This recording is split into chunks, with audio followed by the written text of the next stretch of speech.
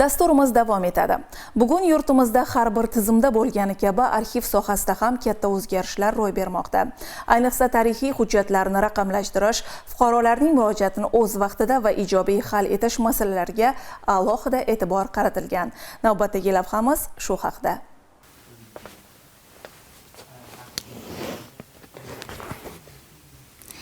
Arxivlar tarixning tilsiz guvohlari va ko'zgusidir. Bugungi kunda Jizzax viloyat davlat arxivida 1918-yillarga oid bo'lgan hujjatlar saqlanib kelinmoqda.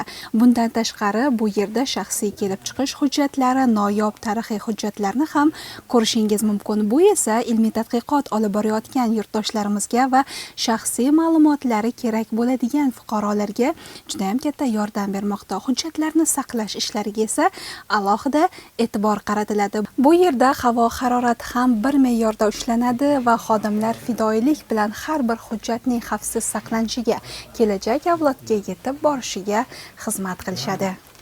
Bugungi kunda Jizzax viloyat arxiv ishi hududiy boshqarmasi tizimida jami 15 ta, jumladan 4 ta davlat hamda 11 ta shaxsiy tarkib hujjatlari davlat arxivlari faoliyat yuritib kelmoqda. Hozirgi kunda viloyat arxiv ishi hududiy boshqarmasi tizimidagi arxiv muassasalarida jami 422.798 ta hujjatlar saqlanyapti. Jizzax viloyat davlat arxivi xodimlari uzoq yillik ma'lumotlarni asl holicha saqlash va yurtdoshlarimiz murojaatlari bilan ishlashda fidoyilik bilan mehnat qilmoqda. Qayd etish kerakki, bugun arxiv tizimi tubdan takomillashib boryapti. Jizzax viloyat davlat arxivida hujjatlarning elektron nusxalarini yaratish ishlari jadallik bilan olib borilmoqda. Bularning barchasi soha rivoji uchun amalga oshirilayotgan ishlar sanaladi. Jizzax viloyat davlat arxivida bugungi kunda 250 mingdan ortiq hujjatlarimiz bor.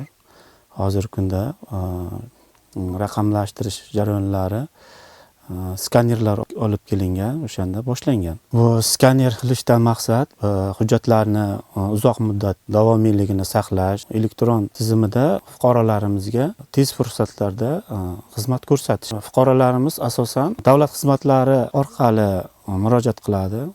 Ularni ish kunining 3 kundan 15 kuniga hal qilib beramiz. Bundan tashqari bizga tadqiqotchilar keladi. Ularga kerakli hujjatlarini taqdim qilamiz. Zallarda foydalanib o'z ilmiy ishlarini olib boradi.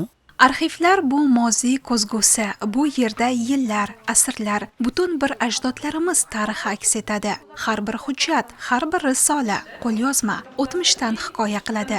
Jizzax viloyat davlat arxivida ana shunday noyob hujjatlar saqlanadi. Bugun sohani yanada rivojlantirish, aholi murojaatlarini tez fursatlarda hal etish borasida ham yangi tashabbuslar yo'lga qo'yilyapti. Bu esa tizimni takomillashtirishga, zamonaviy yondashuvlar asosida xizmat ko'rsatishga yordam bermoqda.